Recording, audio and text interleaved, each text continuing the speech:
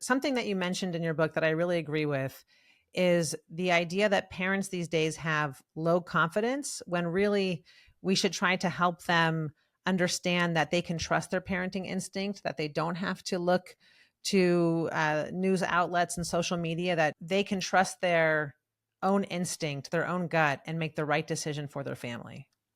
Yeah, I agree. I think that is a massive issue that has stemmed from two things. Number one, we've lost our village. So we used to live with families and close friends and cousins and aunts. And so a lot of people could ask their close family if they were worried about something. And then, grandma would be like, no, it's fine. You had way worse. So we don't have that as much anymore. And certainly you can message people and call, but it's not the same as being there. I think that's number one. And number two is the internet.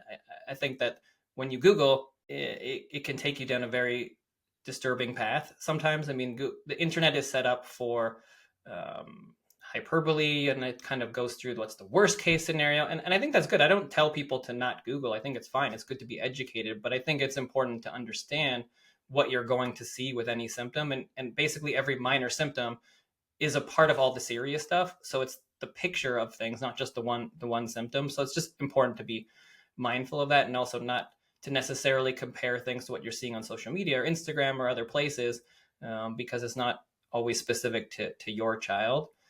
So I think those are the big things that have led to worsening stress.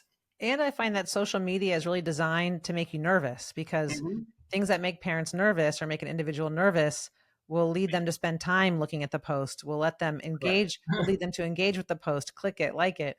The reassuring, happy go lucky posts don't get a lot of attention. That's not what really is growing on social media, which isn't Exactly. healthy for families. So everything's divisive. Everything is fear based, and I think that's a huge problem. And I always try to remind people, when they look at the way that parenting goes, a lot of times the first time you're parenting, you're super super nervous about everything, and then if you have two or three or four kids, it's like, why didn't you call me 3 weeks ago for that? And it's the parenting confidence is there. It's just that we don't trust in our innate abilities, but we really should.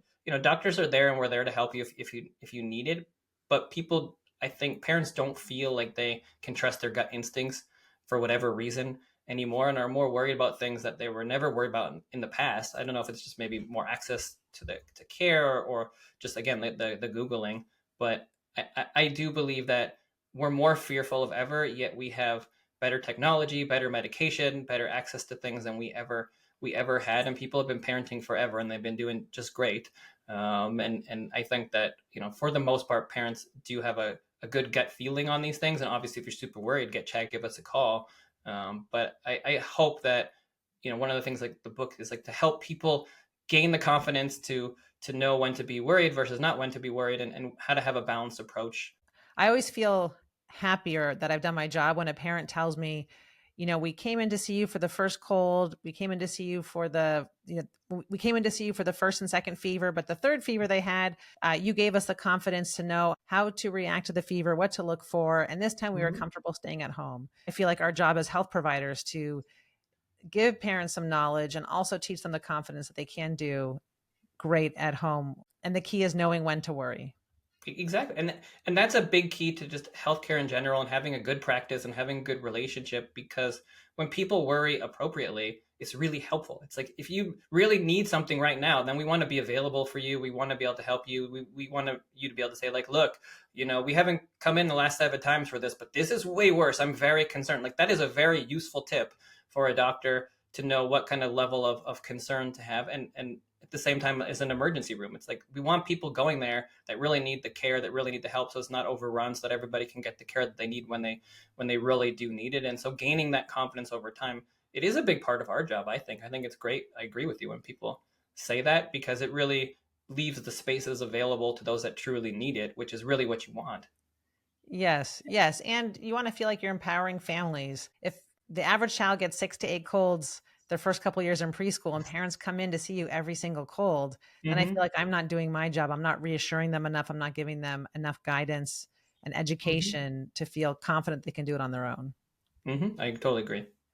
Okay, so I have a question I'm curious about. Admittedly, as a parent, I'm pretty good with my family about eating healthy, looking at food labels, but one thing that I'm not educated on is how to look out for toxins.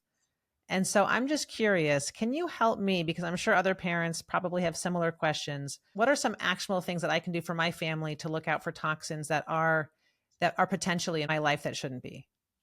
So the I think the big places where you would have some opportunity to make changes are really anything you buy. So any food, any skincare product, anything you're putting on your skin, on your body, on your kid's body, or anything you're bringing into your home. There are so many different chemicals and toxins; it's impossible to get into all of them. But I think just again being mindful of the big categories like the things that are in plastics, phthalates, and BPA. For example, for my lunch every day, I put it in Tupperware. Is that Mhm. okay?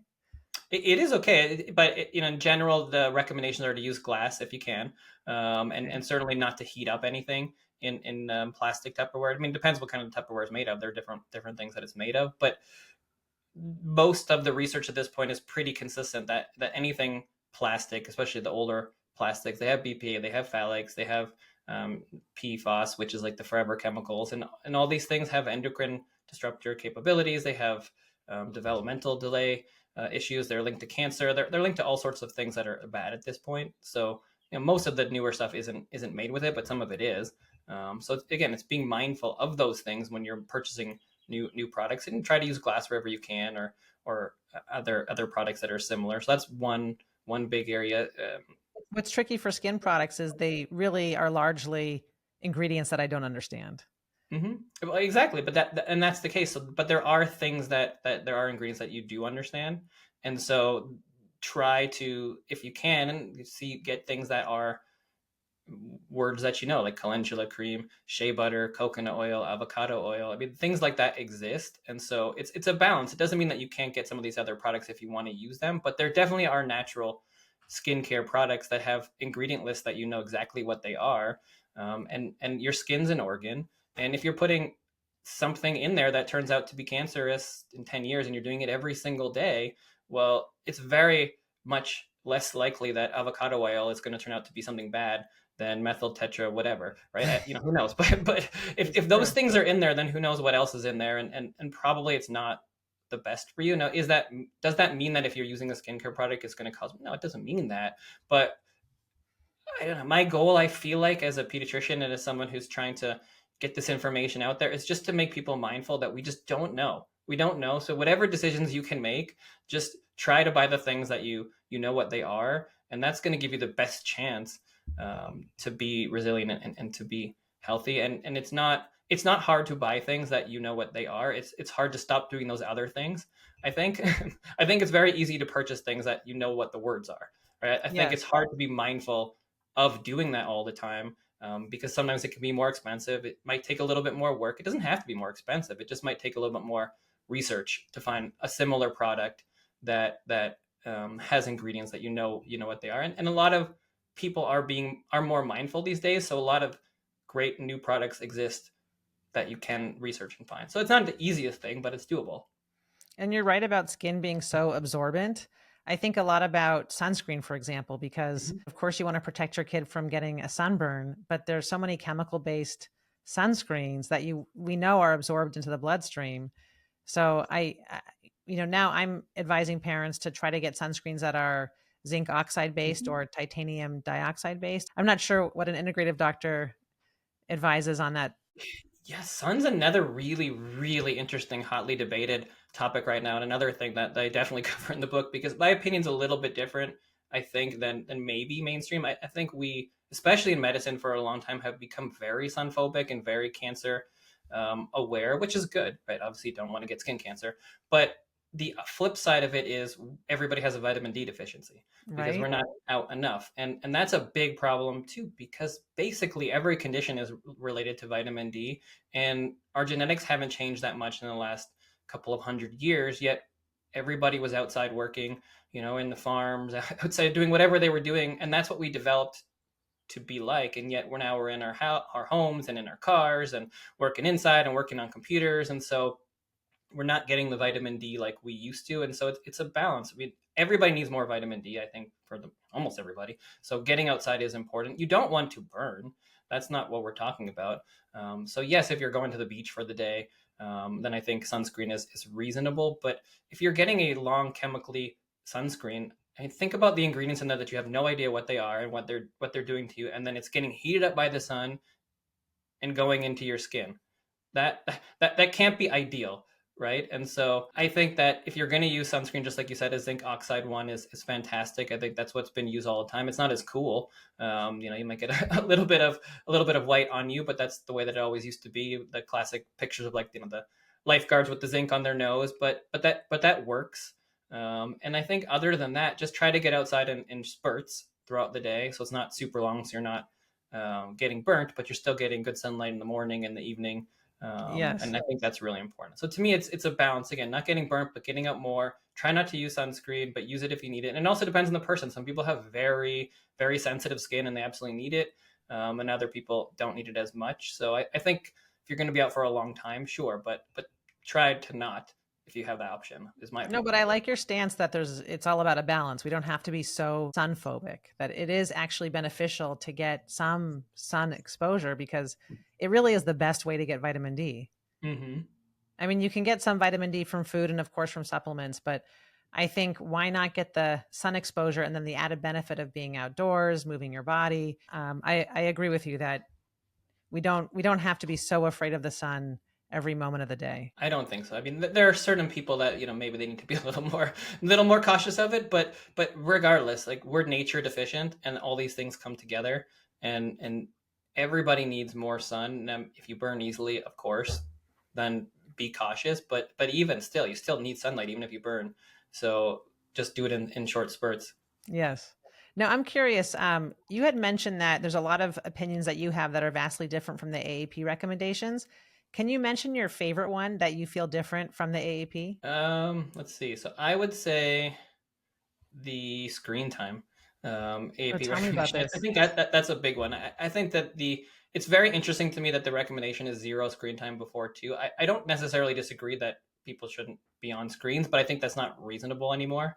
I don't think that almost any kid, unless you live out in the mountains or you really don't have internet technology, that you're going to have kids that are on zero screens, and I think that causes a lot of stress for parents because they're not really sure what to make of it, whether if they do let their kid watch a little bit of something or whether they're watching something and their kids are watching it, or um, My sister's very careful about screen time, and she'll go to a restaurant and there'll be a TV on the background, and it makes her nervous that her kids are up and looking at the TV.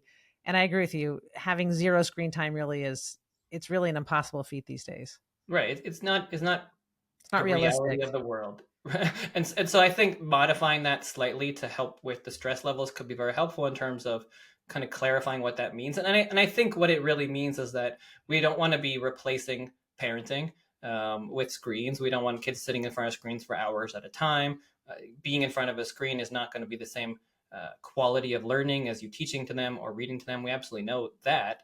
So I think that's really what it means. But at the same time, watching a screen in of itself is not going to turn your child's brain to mush. There's a lot of good educational programming out there. You definitely do learn things from screens if you're watching an educational program. There's lots of good research on Sesame Street actually being beneficial for learning. So things like that for older kids are a possibility. But if you need to run to the bathroom for a second and your 2-year-old needs to watch something, it's not the end of the world. Instead of them having a tantrum, if you're going on a trip and you want them to watch something for a couple of minutes, I think that's fine. To me, what I mentioned is, what are you not doing when you're on screens? That to me is the biggest thing. Your kid watches a screen for 15 minutes or see something in the background that I don't think really matters that much. It's if they're not exercising, if they're not reading, if they're not learning, if you're throwing them in front of the screen for 2 hours, that's where you run into negatives. But if they watch an educational show for 15 minutes or they're on an iPad or whatever for 5 minutes, I really don't think it's the end of the world. And I think that people are stressed out for no reason about that. And I think it's just, be mindful of it, try to minimize it, keep it very minimal, use it when you really need it. And I think that that's all that we really need to be pushing, and that's more realistic because everybody's on their phones, everybody's on your kids are going to see some screens. I totally agree with you. I think the counterpoint to it would be the slippery slope idea. Because for our kids, for example, we did buy them iPads. We went on a plane flight and I wanted to make sure they had something to keep them busy. And when we got back from the trip, they asked about the iPads. And then 15 minutes I saw quickly turned into a half an hour. And then Mm-hmm. it turned into an hour. And quite frankly, it made my day easier to have my kids distracted by their screens. And I could just feel that we weren't going in a good direction. So I honestly got rid of their iPads because it Which is, felt like yeah. I felt like it was going in the direction that wasn't good for them or healthy for them. So I think that's the tricky part with screen time, is that 15 minutes can turn into an hour, can turn into your Saturday if you're not careful. Sure, but I think what you mentioned is just good parenting. I mean, I think it's what you have to do as parents sometimes, where you might start something for one reason and it kind of morphs into something else. And the recommendations are not to let your kids be on screens for 3 or 4 hours, right? That's where the issue is, not the 5 minutes on a plane ride. So if it does move towards it, then that's where a boundary is set, and you say, okay, well, no, this is actually just for trips, or whatever it is that what works for your family. I just feel like very often, whether it's AP or whatever, I don't know, there's no malice behind it, but I just think that there are a lot of recommendations out there that create stress when it's all or nothing, and it's not the reality of the world. I mean, similar to sleep. I think that we know as pediatricians, absolutely without question, that sudden infant death syndrome and being on your back is the lowest risk. But a lot of parents still sleep with their kids and co-sleep. It's a very, very high percentage. I've seen some studies 70% and above. So to not address that, I think is a mistake. I think it needs to be very clearly stressed what is the safest, what we recommend. But then if you are going to do it, then here are things that will decrease your stress. And we also know those things, but they're not stress. Like, we know that being in a soft cushion, like a couch, much higher risk for kids for sudden infant syndrome. We know that parents who are under the influence, whether it's drinking or drugs or medication, much higher risk of sudden infant syndrome. So it very clearly needs to be stated, I think, that, like, if you are going to do it, and we don't recommend it, but if you do, then here's the things you definitely don't want to do, because that's going to increase your risk a lot. So again, it's like there's a balance there, and I understand where recommendations come from, and it's hard to do. It's not very easy. But when there are things where most parents are actually doing it, then Yes. and sometimes some nuance or balanced approaches, I feel like, can be helpful, because we're trying to keep kids safe no matter what parents are doing, I think. I think you're absolutely right. It all comes down to a balanced approach, providing education, and then letting parents trust that they can make the right decision for their family with that information. The Hmm. truth is, I've read that it's the number one piece of advice that pediatricians give that is broken or not followed. Hmm. And Agreed. so, if we come very hard lined about our rules, then parents aren't going to be open with us about what they're doing at home. And that's not good, because then we're not having a trustful relationship. So I agree with you that coming at it with an educational perspective is better for everybody. I think so. And I've read that too. And I think it's probably true, because the numbers are very high. And that's just what we know and people have admitted to. And that's a very early recommendation that we give. And then if they don't even feel comfortable telling you that, which is definitely the case, I've had lots of people tell me they don't feel comfortable talking about it, then that's not a good place to start a relationship. And our goal, I think, as physicians, has never been to tell people what to do, except in an emergency, right? The name doctor comes from docere, which is to teach, right? And our job is literally to teach. It always has been. Certainly in emergency, like, yes, you got to go to the hospital. This is a big situation. That's different. But for the most part, like 99% of what we do is, here's what we've learned in this situation. Here's what we feel like is the best for you. Here's what's reasonable and safe, kind of in those bounds. And here are kind of the different options of what people do. And then you let them make the decision that's best for them. Hopefully, you can convince them or persuade them to do the thing that you think is best. And that's why they've chosen you, because they trust your opinion. But at the end of the day, it's not our job to tell people what to do for their family. You don't know what's always right for their family, because you're not there with them. So I feel like there's way too much telling people of what to do in healthcare these days, and not enough teaching and teaming up, because we're on the same team. We all want the same thing. And so that relationship, like you just mentioned, is so key to giving parents the information so they can feel confident to make good, educated choices. I could not agree with you more. I could not agree with you more. I talk a lot about this term shared decision making, that with Mhm. families, it really should not be us telling people what to do. I totally agree with you. It's us having a collaborative relationship where we provide our advice based on our experience and our knowledge, but ultimately it's the parent to make the decision for their family.